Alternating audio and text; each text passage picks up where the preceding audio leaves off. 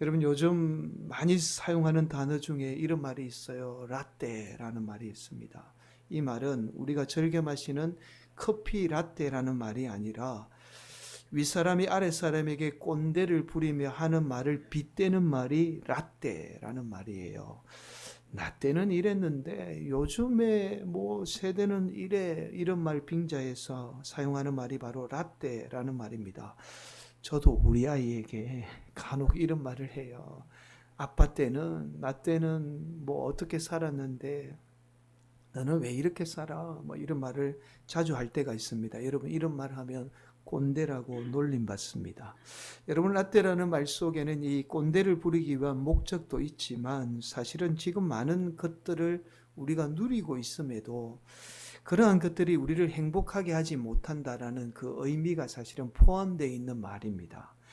여러분 우리가 오늘날은 과거보다 더 많은 것들을 누리고 있음에도 과거를 그리워하는 이유가 무엇일까? 우리가 좀 곰곰이 생각해 볼 필요가 있어요. 바로 이러한 원인이 우리 사회가 물질이 지배하면서 물질은 항상 상징을 만들어내기 때문입니다. 여러분 좀 이 말이 어렵게 들리죠? 예를 들어서 말씀을 드리면 우리는 매체를 통해서 좋은 차를 소유한 사람이 행복한 모습, 이 행복해하는 모습을 보게 됩니다. 또한 아주 잘생기고 멋있는 사람이 좋은 아파트에 살면서 행복한 모습을 TV 광고를 통해서 우리는 접하게 돼요. 사실은 이러한 것은 인간이 만들어낸 상징이에요. 그러니까 실제로 존재하는 행복이 아닙니다. 인간이 만들어낸 행복에 대한 상징들이 우리가 좋은 차나 좋은 집을 가지게 될 때 우리가 행복해질 수 있다라고 생각을 가지게 만드는 거죠. 그래서 인간이 만들어낸 상징이죠. 이 브랜드를 우리가 선호하게 되는 거예요. 그 브랜드를 우리가 소유해야 가치 있는 존재, 행복한 존재로 착각을 하게 되는 거죠. 그러나 대부분 사람이 좋은 브랜드의 차나 좋은 브랜드의 아파트를 우리가 소유해도 그 행복감은 그리 오래 가지 못해요. 왜냐하면 이러한 행복은 인간이 만들어낸 상징에 불과한 거예요. 실제 존재하는 행복이 아니기 때문입니다. 자, 결국 이러한 사실은 우리 사회입니다. 물질이 지배하는 사회가 만들어낸 이 행복이라는 잘못된 상징을 우리가 추구하고 있는 거죠.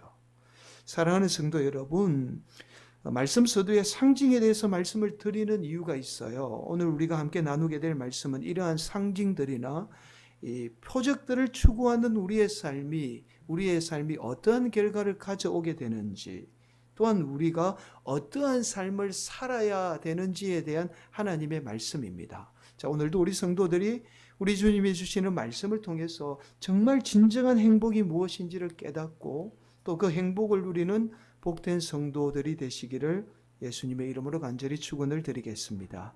여러분, 우리는 지난 시간에 예수님이 성령님을 거역하면 악한 열매를 맺게 된다라는 말씀을 우리가 함께 나누게 됐죠. 예수님이 이 말씀을 하게 됩니다. 이때 서기관과 바리새인 중 몇 사람이 예수님에게 이런 요구를 해요. 자, 38절입니다. 이 열매 맺는 것을 이야기하니까 이들이 이런 요구를 지금 하고 있는 거죠. 그때에 서기관과 바리새인 중 몇 사람이 말하되 선생님이여 우리에게 표적 보여주시기를 원하나이다. 자, 서기관과 바리새인 중 몇 사람이 예수님에게 표적을 보여달라고 요구하게 돼요. 그러자 예수님이 39절에 의하면 표적을 요구하는 이들의 모습을 마치 악하고 음란한 세대라고 비난하면서 예수님이 요나의 표적밖에는 보일 표적이 없다라고 말씀하죠. 39절입니다. 예수께서 대답하여 이르시되 악하고 음란한 세대가 표적을 구하나 선지자 요나의 표적밖에는 보일 표적이 없느니라. 자, 그렇게 예수님에게 표적을 구하던 이 서기관과 바리새인 중 몇 사람에게 예수님이 요나의 표적밖에 보일 것이 없다라고 말씀하면서 니느웨 사람들이 요나의 말을 듣고 회개한 사실을 말씀하고 있습니다. 41절 심판 때에 니느웨 사람들이 일어나 이 세대 사람을 정죄하리니 이는 그들이 요나의 전도를 듣고 회개하였음이거니와 요나보다 더 큰 이가 여기 있으며. 여러분, 요나 선지자가 활동할 당시에 아주 악하기로 소문난 사람이 어떤 사람이냐면 니느웨 사람이에요. 그런데 이 니느웨 사람들도 요나가 물고기 뱃속에서 3일 밤낮 있었던 이 표적을 보고 요나의 말을 들었던 게 아닙니다. 단순히 오히려 요나의 말만을 듣고 그들이 어떻게 돌이키며 회개하게 되죠. 이 사실을 지금 예수님이 말씀하고 있어요. 그래서 결국 이 표적을 구하던 서기관과 바리새인 중 몇 사람에게 요나보다 더 큰 이가 예수님이기 때문에 예수님의 표적이 아니라 예수님의 말씀 듣고 회개해야 한다라는 사실을 지금 말씀하고 있습니다. 자, 그리고 이어서 이번에는 예수님이 솔로몬을 찾아왔던 남방 이 여왕에 관한 말씀을 해요. 42절입니다. 심판 때에 남방 여왕이 일어나 이 세대 사람을 정죄하리니 그가 솔로몬의 지혜로운 말을 들으려고 땅 끝에서 왔음이거니와 솔로몬보다 더 큰 이가 여기 있느니라.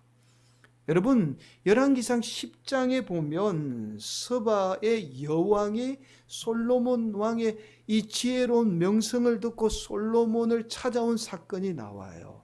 근데 이 열왕기상 10장 1절을 보면 이렇게 말씀하고 있습니다. 서바의 여왕이 여호와의 이름으로 말미암은 솔로몬의 명성을 듣고 와서 어려운 문제로 그를 시험하고자 하여.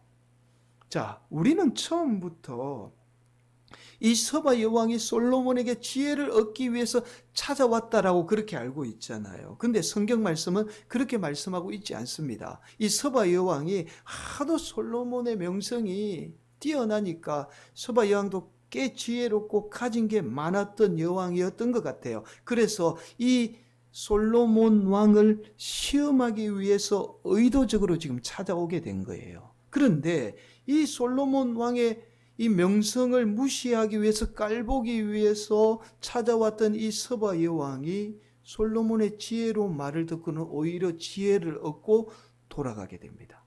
자, 오늘 말씀이 바로 이 말씀을 하고 있지요. 예수님의 이 표적을 구하기 위해서 찾아왔던 이 서기관과 바리새인 몇 사람에게 솔로몬보다 더 큰 예수님의 말씀을 듣고 자신들의 표적을 구하는 이 삶을 돌이켜야 한다라는 사실을 지금 예수님이 말씀하고 있는 거예요. 자, 그리고는 예수님이 더러운 귀신이 이전에 나갔던 집에 다시 더 악한 7 귀신을 데리고 돌아온 말씀을 하고 있습니다. 43절이에요. 더러운 귀신이 사람에게서 나갔을 때에 물 없는 곳으로 다니며 쉬기를 구하되 쉴 곳을 얻지 못하고. 본문은 이 더러운 귀신이 물이 없는 곳으로 다니며 쉬기를 찾았다, 쉬는 곳을 구했다라고 말씀하죠. 여기서 물이 나타내는 상징의 의미가 성령님이에요. 귀신이 사람에게서 나와서 성령님이 없는 사람에게 들어가려고 찾아다녔던 거죠. 그러다가 성령님이 없는 빈집을 찾게 된 거예요. 근데 알고 봤더니 이전에 나왔던 사람인 거죠. 이전에 나왔던 사람에게 성령님이 없는 것을 알고는 오히려 더 악한 7 귀신을 데리고 들어가게 돼요. 그래서 그 사람이 어떻게 되었을까요? 그 사람은 나중 형편이 이전보다 더 심하게 된 거죠. 45절입니다. 우리 함께 봉독합니다. 이에 가서 저보다 더 악한 귀신 7을 데리고 들어가서 거하니 그 사람의 나중 형편이 전보다 더욱 심하게 되느니라. 이 악한 세대가 또한 이렇게 되리라. 여러분, 사실 오늘 본문의 말씀은 지난 시간의 말씀인 이 성령님을 거역하는 문제와 깊은 연관성을 가지고 있는 하나님의 말씀입니다. 우리는 지난 시간에 사람은 반드시 2 가지의 영향 아래에 살게 된다라는 말씀을 들었죠. 지배를 받게 되는 거예요. 첫 번째가 본성입니다. 두 번째가 환경이죠. 첫 번째인 타고난 본성은 우리 안에 원죄가 있다라는 사실을 보여주는 거예요. 그 원죄가 어떻게 부모님의 악한 본성을 우리가 그대로 이어받게 되는 거죠. 또한 우리가 환경의 영향을 받는다는 것은 지금 이 세상이 물질이 지배하고 있기 때문에 우리는 당연히 물질의 지배, 물질의 영향을 받을 수밖에 없다라는 사실입니다. 그래서 우리는 끊임없이 본성과 환경에 의해서 우리의 욕심대로 살고 판단하고 우리의 욕심대로 말하고 행동할 수밖에 없는 존재입니다. 이러한 본성과 환경을 극복하는 것이 뭐라고요? 성령님. 더 정확하게 말씀을 드리면 성령님을 우리 안에 제3의 인격체로 모시고 살 때 우리는 제대로 된 판단을 하고 말하고 행동을 하게 되는 겁니다. 이러한 제3의 인격체인 성령님을 모시고 살 때 우리는 반드시 어떻게 해요? 좋은 열매를 맺게 되는 거죠. 사실은 오늘 본문 말씀은 지난 시간에 앞서서 말씀드렸죠. 예수님의 말씀이에요. 그래서 본문은 이렇게 시작하고 있습니다. 38절 보시면 그때에 그 성령님에 관한 말씀을 할 그때에 이 서기관과 바리새인 중 몇 사람이 표적을 구했다는 거예요. 성령님을 구한 것이 아니라 여러분 우리가 알고 있는 예수님이 하나님의 아들이라는 사실을 이 기적과 표적을 통해서 사람들에게 나타내 보여요. 예수님이 하나님의 아들이라는 속성을 가장 잘 보여주는 것, 잘 드러내는 것이 바로 기적과 표적입니다. 그래서 예수님은 사람들에게 수많은 표적과 이적을 행하게 돼요. 그런데 이러한 표적, 당연히 서기관과 바리새인에게도 표적을 나타내는 게 당연하죠. 그런데 이 표적을 요구한 서기관과 바리새인 중 몇 사람에게 오히려 악하고 엄란한 세대가 표적을 구한다라고 그들을 비난하고 있죠. 지금 평소에 표적을 행했던 예수님이 서기관과 바리새인 중 몇 사람이 표적을 구했는데도 도리어 그들을 악하고 엄란한 세대라고 비난을 하고 있습니다. 여러분, 예수님이 이 하나님의 아들이라는 어떠한 표적을 요구했던 서기관과 바리새인 중 몇 사람에게 악하고 엄란한 세대라고 비난한 이유가 있어요. 여러분 38절을 보면 그 이유를 알게 됩니다. 38절 우리 함께 봉독합니다. 그때에 서기관과 바리새인 중 몇 사람이 말하되 선생님이여 우리에게 표적 보여주시기를 원하나이다. 여러분 우리에게 표적을 보여달라고 요구해요. 모든 사람이 다 예수님이 하나님의 아들이라는 사실을 알 수 있는 표적을 구한 것이 아니라 자신들만 알 수 있는 표적을 보여달라고 요구하고 있는 거죠. 이 말은 결국 자신들만이 예수님의 표적을 소유하겠다는 겁니다. 예수님의 표적을 사유화해서 자신들의 욕망을 채우겠다는 거죠. 예수님이 이 모습을 보고는 이들을 향해서 악하고 엄란한 세대가 표적을 구한다라고 비난하게 되었던 겁니다. 여러분 39절에서 악하고 엄란한 세대는 오늘날 우리 세대를 대변하는 말씀이에요. 단순히 서기관과 바리새인뿐만 아니라 오늘날 우리가 사는 이 악한 세상, 그리고 오늘날 한국 교회 안에 표적을 구하는 잘못된 성도들의 모습을 지금 지적하고 있는 말씀이기도 합니다. 여러분 여기에서 예수님이 표적을 요구하던 이 서기관과 바리새인 중 몇 사람에게 악하고 엄란한 세대라고 비난하게 되었던 아주 구체적인 이유가 있어요. 예수님이 그렇게 말씀하신 구체적인 이유가 있습니다. 여러분 표적은 반드시 상징을 만들어내게 돼요. 이러한 상징은 신화라는 이름으로 우상을 만들어내게 됩니다. 여러분 이 말이 쉽게 이해가 안 될 거예요. 와닿지 않을 거예요. 그래서 예를 들어서 제가 설명해 드립니다. 여러분 우리는 누구누구의 성공신화 이런 말 많이 들어보셨죠? 여러분 얼마 전에 돌아가신 이건희 회장의 성공신화 아마 많이들 들어보셨을 거예요. 그 사람이 일궈낸 기적과 같은 일이죠. 우리나라가 도저히 반도체 기술이 없는 그런 열악한 환경 속에서도 이 사람이 기적을 일으켜낸 거예요. 그 사람이 일궈낸 기적과 같은 일들이 그 기업의 상징이 됩니다. 우리가 삼성하면 먼저 떠오르는 게 뭐죠? 이건희 회장이 일구어낸 세계적인 기업이라는 그 상징, 연상을 하게 됩니다. 이러한 그 기업의 상징은 곧 한 사람의 신화가 되어 또한 이러한 한 사람의 신화는 나도 그 기업의 물건을 사용하게 되면 마치 신화의 주인공이 되는 것처럼 우리는 알 수 없지만 착각하게 돼요. 그래서 우리는 그 기업이 만들어낸 상징인 이 브랜드를 선호하게 되는 거예요. 결국 한 사람이 일구어낸 표적이죠. 이 표적은 상징이 되고 그 상징은 신화로 이어지게 돼요. 이러한 인간이 만들어낸 신화는 우리 인간의 욕망을 이용해서 끊임없이 우상을 만들어내게 됩니다. 여러분, 오늘 말씀의 이해를 돕기 위해서 인류학자이며 철학자 한 분을 소개하도록 하겠습니다. 여러분, 바로 에른스트 카시르라는 인류학자예요. 이분은 인간을 이렇게 정의합니다. 인간은 상징적인 동물이다. 이 말이 무슨 말이냐 하면요, 인간은 끊임없이 상징을 만들어내는 존재라는 거예요. 여러분, 인간이 만들어낸 대표적인 상징이 바로 언어입니다. 여러분, 우리는 언어를 통해서 어떤 대상을 상징하게 돼요. 가령 예를 들어서 인간이 만드는 언어 가운데 이름이 있죠. 그 대상의 이름이 있잖아요. 그 대상은 그 이름이라는 이 단어를 통해서 그 대상을 구체적으로 설명해 주지 못해요. 여러분, 제 이름 하면 그냥 현욱이라는 이름이 있는데 그 이름은 사실은 저를 상징하는 거지 저 전체가 제가 어떤 사람인가를 구체적으로 말해주지는 않잖아요. 우리의 언어가 가장 우리의 상징을 잘 나타내고 있습니다. 또한 예술도 마찬가지예요. 여러분, 우리가 그림을 그리거나 예술 행위를 하는 것은 그 행위 속에 어떤 상징, 어떤 의미를 나타내잖아요. 여러분, 그리고는 카시르는 인간의 종교 또한 인간이 상징을 나타내는 행위라고 말합니다. 이처럼 카시르는 인간이 끊임없이 상징을 만들어내는 이 원인이 있다라고 해요. 왜 인간이 상징을 만들어내느냐 하면 우리가 이 상징을 통해서 우리가 힘을 가진다라고 생각을 하는 거예요. 그런데 이러한 상징의 행위에는 아주 심각한 부작용을 낳게 됩니다. 바로 집단이 조건 없는 일체감을 가지게 돼요. 내가 그 물건을 쓰면 나도 그 기업과 같은 일체감을 느끼게 되는 거죠.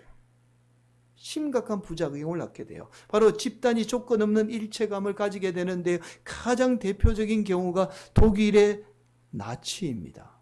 여러분, 독일의 나치는 주로 상징을 통해서 집단이 조건 없는 일체감을 가지게 해서 자신들만의 욕망을 채우게 돼요. 독일을 상징하는 대표적인 상징이 우리가 아는 하겐 크로이처입니다. 하켄은 갈고리라는 뜻이고요. 크로이처는 십자가라는 뜻이에요. 이 상징을 통해서 히틀러는 자기가 메시아라는, 인류를 구원한 메시아라는 것을 상징화시켜요. 독일 나치는 유대인이라는 이 개개인의 의미를 부여하지 않고 유대인이 가지는 상징적인 의미죠. 예수님을 죽인 인류의 적이라는 이 상징을 부여함으로 인종청소라는 미명하에 유대인을 잔인하게 학살하게 됩니다. 이러한 상징을 가장 잘 이용하는 사람들이 누구냐 하면 정치인과 종교인이에요. 그 지역이 상징하는 사건이 일어나면 그것을 상징화시켜서 이용해서 집단이 조건 없는 일체감을 갖게 하죠. 오늘 본문에 나오는 이 서기관과 바리새인 중 몇 사람이 예수님에게 표적을 요구했던 이유가 바로 이러한 이유 때문이에요. 자신들만이 소유하려고 했던 표적을 구함으로 자신들만의 상징을 가짐으로 자신들만의 힘과 욕망을 가지려고 했던 겁니다. 그래서 오늘 본문에 나오는 이 서기관과 바리새인 중 몇 사람은 종교 지도자일 가능성이 높다라고 말해요. 예수님의 표적을 이용해서 자신들만의 종교적인 상징을 만들어 자신들의 욕망을 채우려고 했던 거죠.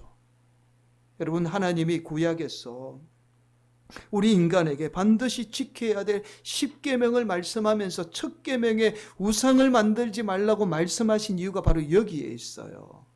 여러분, 출애굽기 20장 3절 4절은 이렇게 말씀합니다. 너는 나 외에는 다른 신들을 내게 두지 말라. 너를 위하여 새긴 우상을 만들지 말고 또 위로 하늘에 있는 것이나 아래로 땅에 있는 것이나 땅 아래 물속에 있는 것에 어떤 형상도 만들지 말며. 여기에서 말씀하는 우상이 바로 인간이 표적을 통해서 만들려고 했던 형상, 상징을 말하고 있습니다. 우리가 가지려고 하는 상징들, 이것이 바로 우리가 우상이 될, 하나님을 대신하는 우상이 될 수밖에 없다는 사실을 지금 말씀하고 있어요. 여러분, 인간이 만들어낸 상징을 통해서 욕망은 우선에 우리에게 만족을 줘요. 만족을 줍니다. 분명해요. 그러나 상징이 만들어낸 욕망은 채워지는 순간 더 많은 욕망을 낳게 되죠. 왜냐하면 상징이 만들어낸 욕망은 실제로 존재하지 않기 때문에 그래요. 인간이 만들어낸 욕망이에요. 그래서 우리가 원하는 욕망이 채워지게 되면 우리는 어떻게 해요? 공허와 더 많은 욕망이 찾아오게 되는 것을 경험하게 되죠. 내가 간절히 원했던 것을 내가 소유하게 되면 내 기쁨이 영원할 것 같고 내 만족감이 영원할 것 같은데 기쁨도 잠시 다시 더 큰 욕망을 원하게 되는 거예요. 바로 오늘 본문의 말씀처럼 우리의 인생이 분명히 나아진 것 같은데 나중에 행편이 지금 이전보다 더 심하게, 더 악하게 되는 겁니다. 오늘날 우리 사회는 다양한 상징들을 만들어내어 우리 인간을 지배하게 돼요. 여러분들이 지배당하고 있는 거예요. 어떠한 상징들 속에는, 이러한 상징들 속에는 인간의 욕망을 이용해서 인간을 지배하려는 악함이 숨겨져 있어요. 그래서 오늘 본문 말씀은 예수님이 우리에게 표적을 구하지 말고 니느웨 사람들처럼 요나의 말을 듣고 회개할 것을 말씀해요. 여러분 말씀 졸음이 좀 오는 시간이잖아요. 41절 다시 함께 봉독합니다. 심판 때에 니느웨 사람들이 일어나 이 세대 사람을 정죄하리니 이는 그들이 요나의 전도를 듣고 회개하였음이거니와 요나보다 더 큰 이가 여기 있으며. 니느웨 사람들이 요나의 말 듣고 회개했다는 거예요. 여러분 또한 42절이에요. 함께 봉독합니다. 심판 때에 남방 여왕이 일어나 이 세대 사람을 정죄하리니 이는 그가 솔로몬의 지혜로운 말을 들으려고 땅끝에서 왔음이거니와 솔로몬보다 더 큰 이가 여기 있느니라. 솔로몬보다 더 큰 이 예수님의 말씀을 듣고 돌이키고 회개해야 된다는 거예요. 우리가 표적을 바라보며 사는 이 잘못된 신앙을 돌이켜야 한다라는 말씀입니다. 우리가 어떠한 표적을 통해서 상징에 지배받지 않기 위해서는 우리는 오직 하나님의 말씀을 듣고 회개해야 된다라는 사실을 지금 말씀하고 있어요. 우리가 왜 회개해야 될까요? 하나님의 말씀 듣고 왜 회개해야 될까요? 여러분 사도행전 2장 38절은 우리가 회개해야 될 이유를 정확하게 설명하고 있습니다. 사도행전 2장 38절 베드로가 이르되 너희가 회개하여 각각 예수 그리스도의 이름으로 세례를 받고 제사함을 받으라. 그리하면 성령의 선물을 받으리니.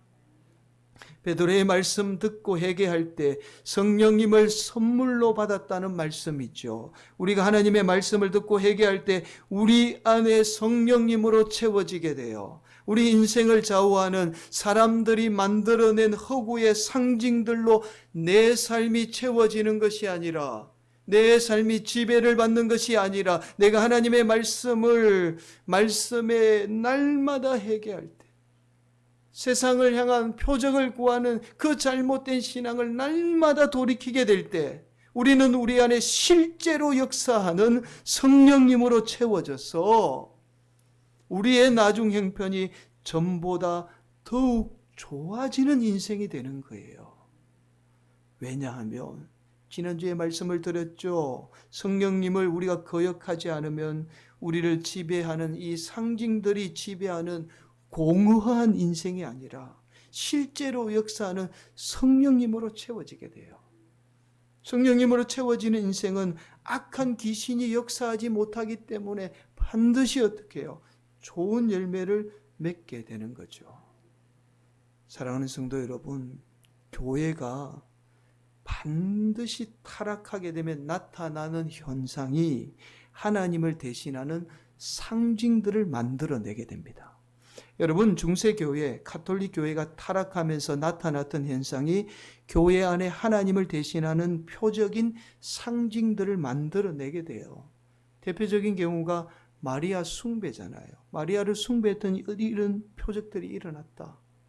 이 외에도 수많은 표적을 통해서 하나님을 대신하는 성인이라는 상징들을 만들어내게 돼요. 그래서 그 성인이 경험한 표적들을 경험하기 위해서 인간이 만들어낸 상징들을 수많은 사람이 찾아가요. 몰려들어요.